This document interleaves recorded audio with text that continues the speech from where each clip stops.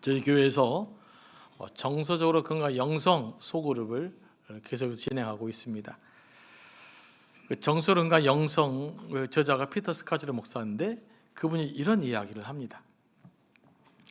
영적인 삶에서 가장 큰 재앙은 비현실적인 것에 몰두하는 것이다. 참된 영성은 현실로부터 도피가 아니라 현실에 전적으로 헌신하는 것이다. 상실이야말로 우리가 자신을 이해하고 놀라운 변화를 경험할 수 있는 적합한 장소다. 오랫동안 마음의 상처를 부인하거나 은폐하다 보면 점점 더 비인간적으로 변해가면서 얼굴은 웃고 있지만 속은 빈 껍데기 그리스도인으로 살아갈 수 있다. 이런 우울감이 지속되면 감각까지 무뎌져 현실에 제대로 반응하지 못하는 사람이 되기도 한다. 슬픔을 잘 다룬다는 것은 단지 잊어버리는 것이 아니라 그 슬픔을 축복으로 승화시키는 것이다. 우리는 살아가면서 크고 작은 죽음을 경험한다. 그때마다 살아계신 하나님을 신뢰해야 한다. 이것이 우리 그리스도인들이 슬픔을 대하는 방법이라는 거죠. 저는 이 글을 읽으면서 참 많은 도전을 받았어요. 진짜 영성이 뭐냐? 라고 했을 때 오히려 현실을 더 뿌리내리고 현실을 더 충실하게 만들어가는 것, 슬픔을 습관시켜가는 것, 그리고 슬픔조차도 창조 에너지로 만들어가는 것이 우리 그리스도인들이 해야 될 일인 줄로 믿습니다.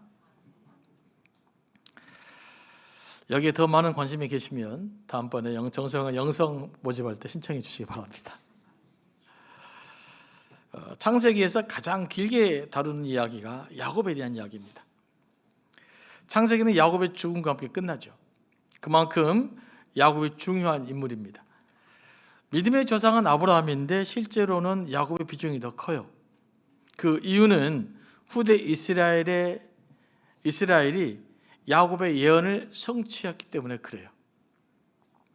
야곱의 예언적인 축복이 출애굽 이후에 가나안 땅에 성취됩니다. 그들이 제비를 뽑아든 땅이 야곱이 축복했던 지파들의 땅과 똑같아요. 거의 유사합니다. 야곱의 예언이 약 500년 후에 이스라엘 역사 속에서 이루어지는 것이죠. 참으로 놀라운 일이 이스라엘 역사 가운데 일어나고 있는 것입니다. 그 이스라엘이 지금의 또 이스라엘이기도 합니다. 하나님의 역사가 굉장히 놀라운 일 아니겠어요? 그래서 야곱이 좀 상세하게 기록된 면이 있습니다. 야곱은 유언을 하고 운명을 하죠. 요셉은 야곱을 바로 못지않게 성대하게 장례를 치렀습니다. 고대 이집트 역사 기록에 따르면 바로가 죽었을 때 공식 애도의 기간이 72일간입니다. 그런데 오늘 말씀 보니까 야곱이 죽었을 때 애국 사람들이 야곱을 위해서 70일 동안 왜곡했습니다. 그래서 굉장히 길게 거의 왕 다음 가는 수두로 애도의 시간을 가진 거예요. 요셉은 또한 그 의사들에게 명령해서 야곱의 시신을 향으로 처리합니다. 이게 뭐냐면 방부 처리하는데 미라를 만드는 것이죠. 이 처리에만 40일이 소요됩니다. 이는 엄청난 비용과 최고급의 의학 기술이 들어가는 이집트 왕이나 또는 가까운 사람에게만 하는 절차들이죠. 일들이 이제 야곱에게도 진행이 됐습니다. 이는 야곱의 장례가 바로 왕의 죽음에 준하는 국가적 예우를 받았음을 보여주고 있는 것입니다. 왜 그럴까요? 바로 누구 때문에요? 요셉의 영향력 때문에 그렇습니다. 요셉이 자기 아버지의 장례를 치를 때 이만한 영향력을 가지고 있었다라는 것입니다. 국가적으로 이제 곡하는 기간이 끝나자 애굽은 바로의 궁을 찾아가서 바로에게 청합니다. 야곱이 자기 했던 유언대로 우리 조상의 묘실에 우리 야곱을 좀 묻고 오겠다, 장사오겠다라고 말합니다. 바로는 요셉의 청을 흔쾌히 들어주죠. 야곱의 아들들은 야곱이 명령한 대로 가나안 땅에 있는 막벨라 굴에 장사를 합니다. 아브라함과 그 아버지 이삭이 묻힌 곳에 야곱이 묻히게 되죠. 가는 길이었습니다. 요셉은 아닷 타작 마당에서 크게 울고 애통했습니다. 그러면 타작마당은 어디인가? 학자들은 이곳을 사해를 건너위 위에 있는 요단강을 건너가는 길이라고 생각합니다. 요단강을 건너면 가나안 땅이잖아요. 요단을 건너기 직전에 이제 요셉이 그곳에서 가족들과 함께 크게 울며 애통했습니다. 요셉은 지금까지 참았던 눈물을 쏟아냈습니다. 그동안에 애도의 기간은 왕에 준하는 장례를 치렀잖아요.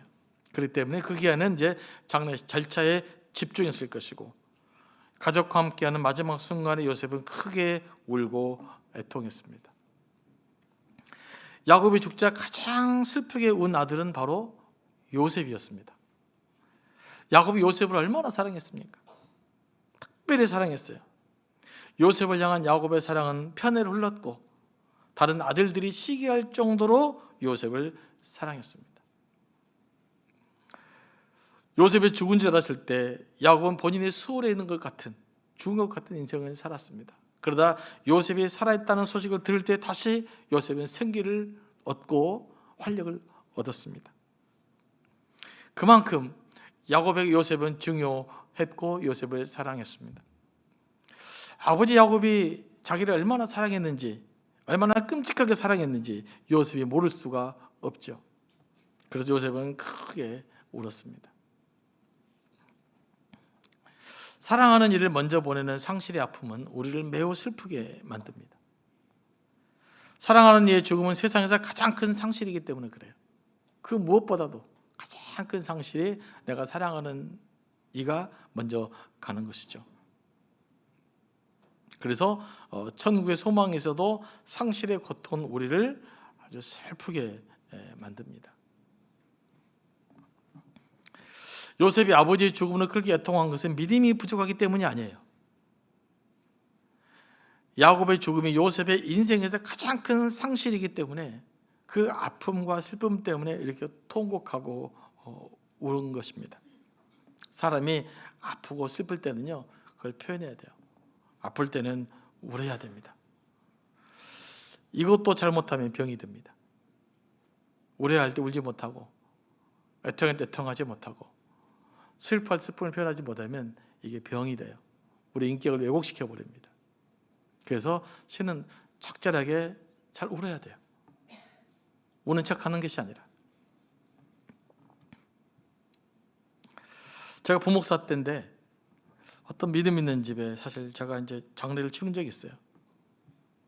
그분이 믿음이 좋긴 좋은데 이제 장례식에 막 천국 환송했다고 참 너무 기뻐하는 모습을 보여서 좀 적응이 안 됐습니다.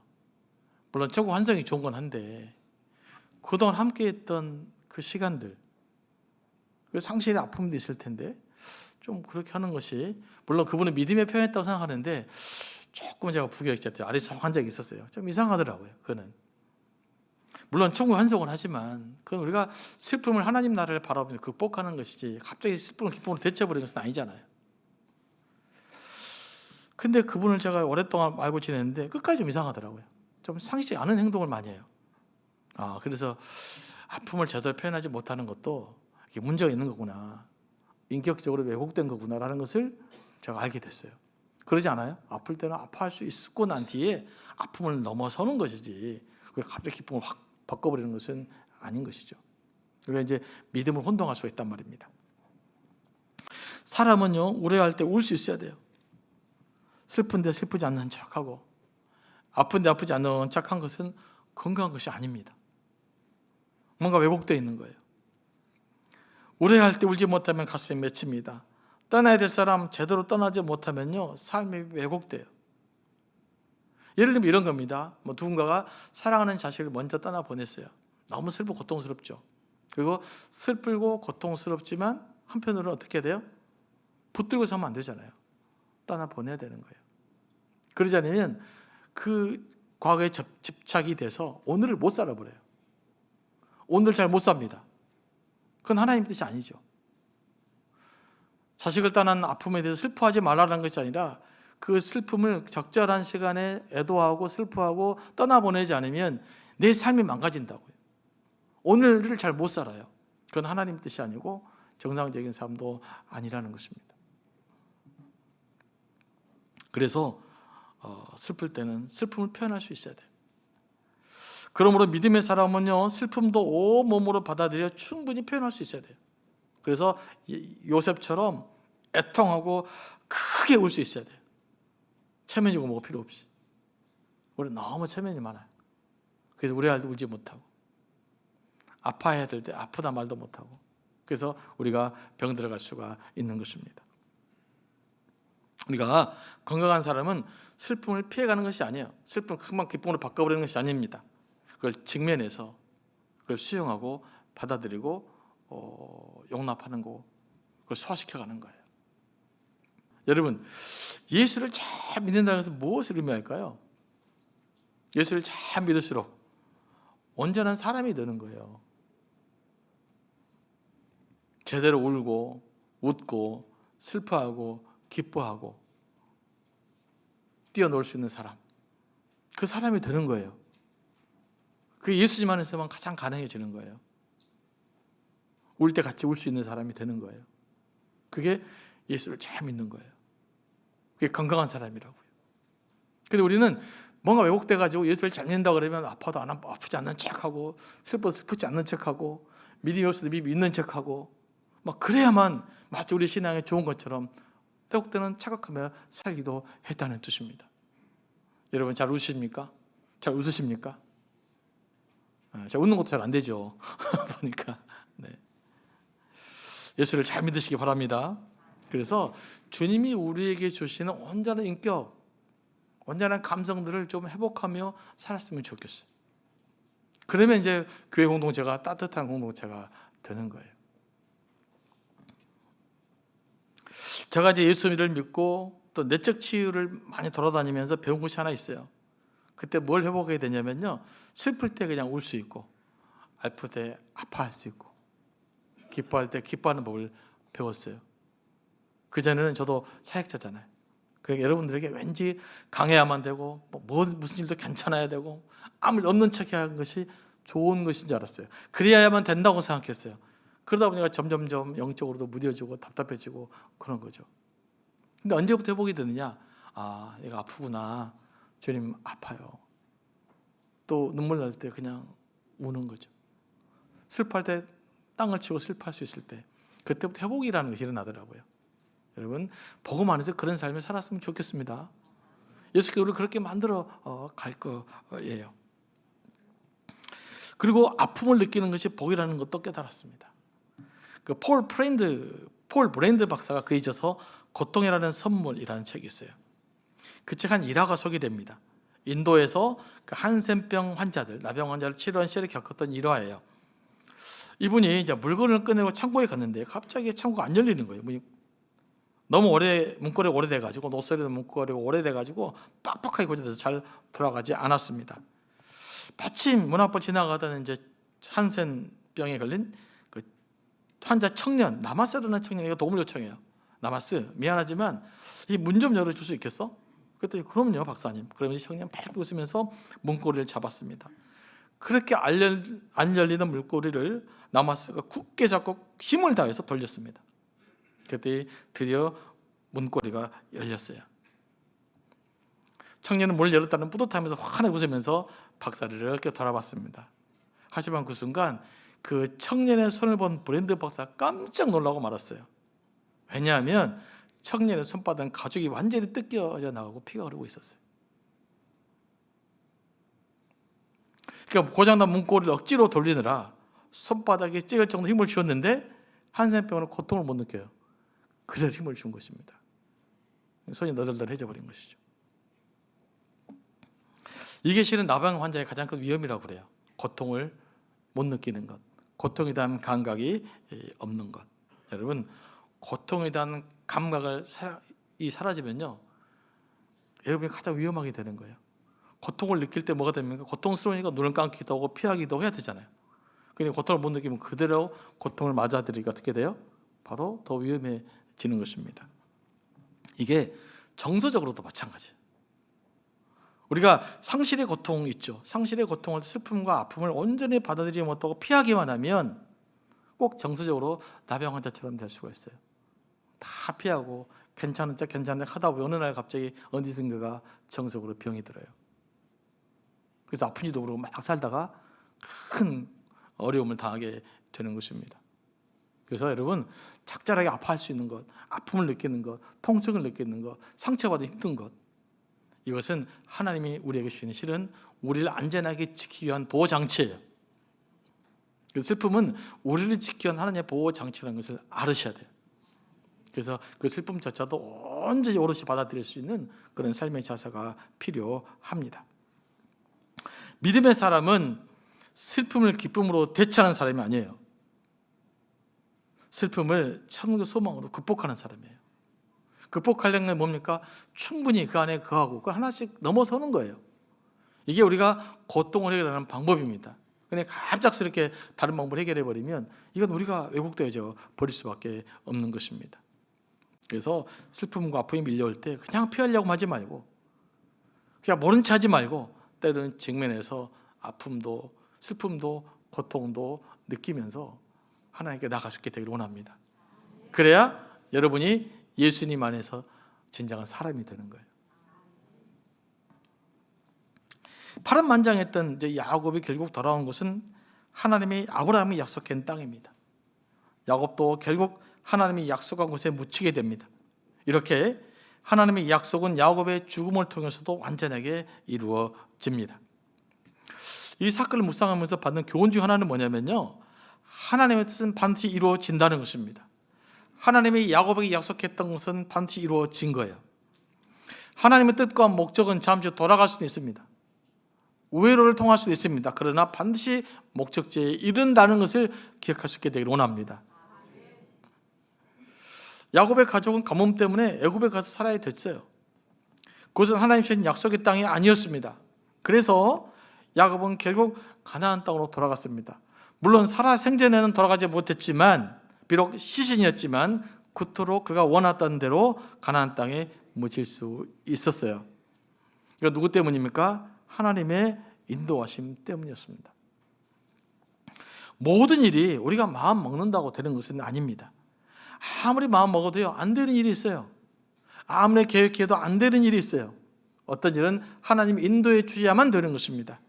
그래서 잠언 기자는 이렇게 말합니다. 사람이 마음으로 그 길을 계획할지라도 그 걸음을 인도하시는 이는 하나님이시니라.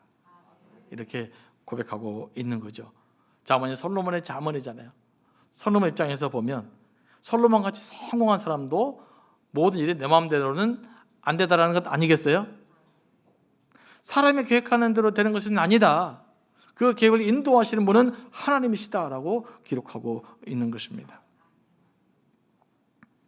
야곱도 마찬가지입니다. 야곱이 자신의 소망을 스스로 성취하는 것은 아니죠. 죽었으니까 애굽에서 끝난 거잖아요. 근데 그 꿈을 누가 이루어줍니까? 요셉을 통해서 결국 하나님이 야곱에게 약속했던 대로 야곱이 가나안 땅에 묻히게 돼요. 아브라함과 이삭이 묻혔단 말은 그곳에 누구를 통해서? 요셉을 통해서 하나님은 하나님의 일을 이루시는 것입니다. 그러므로 우리 뜻대로, 우리 생각대로 조금 계획이 안 맞다고 해도 하나님의 뜻을 우리가 부정하거나 포기할 수 없어요. 하나님은 하나님의 방식대로 당신의 뜻을 이루어 갈 것입니다.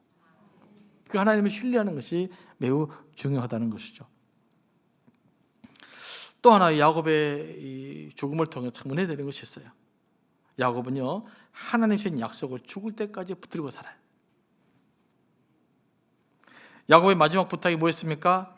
자신을 아브라함이 묻히는 곳에 묻어달라는 것이었습니다. 그 왜 그래요? 그것이 하나님이 야곱에게 약속하신 것이었기 때문에 그래요. 야곱은 여러 가지 굴곡진 삶을 살았죠. 그럼에도 불구하고 야곱은 하나님이 약속 하나만큼은 끝까지 가슴 품고 살았다는 거예요. 저는 하나님의 약속이라는 관점에서 볼 때 야곱의 가장 아름다운 순간이라고 믿습니다. 사람은요, 끝이 아름다워야 돼요. 처음에는 다 잘할 수 있어요. 중간에 다 잘할 수 있어요.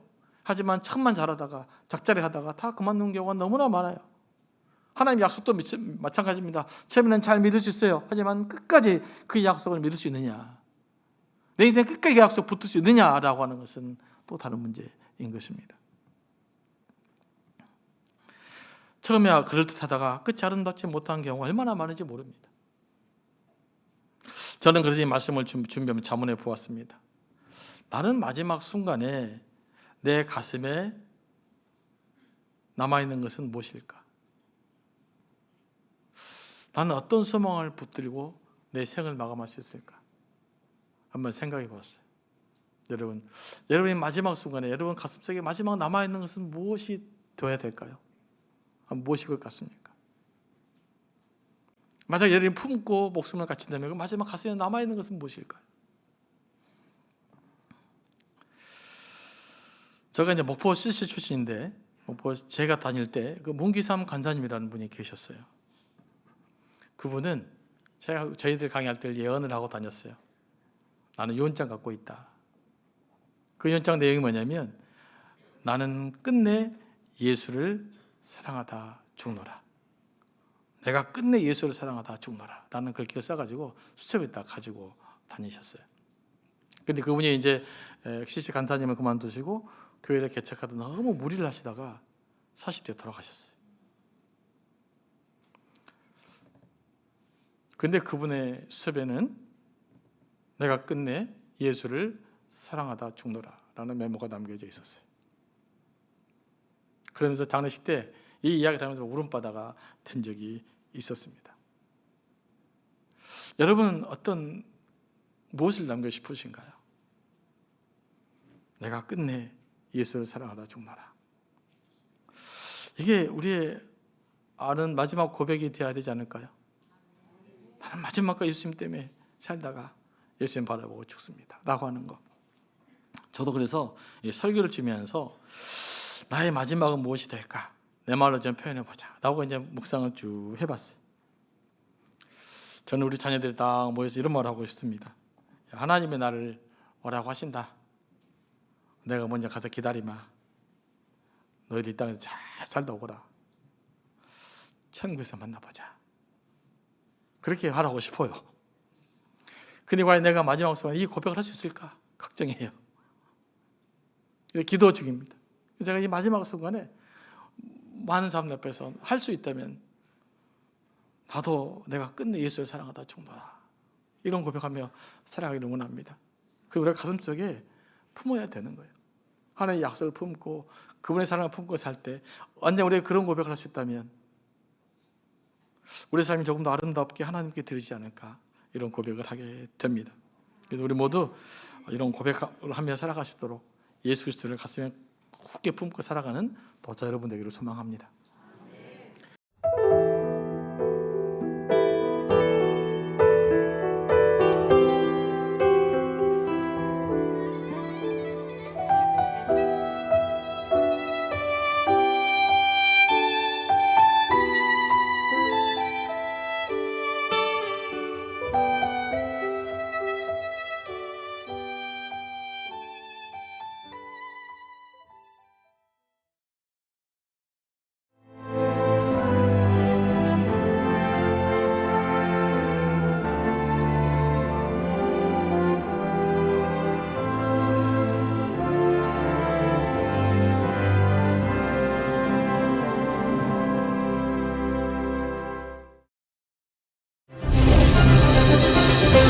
기회는 준비된 도시를 선택합니다. 대지엔 바이오, 반도체, 도심엔 문화, 하늘엔 우주. 대한민국 미래 산업의 새로운 가능성을 열어가는 곳. 격이 다른 도시, 순천입니다.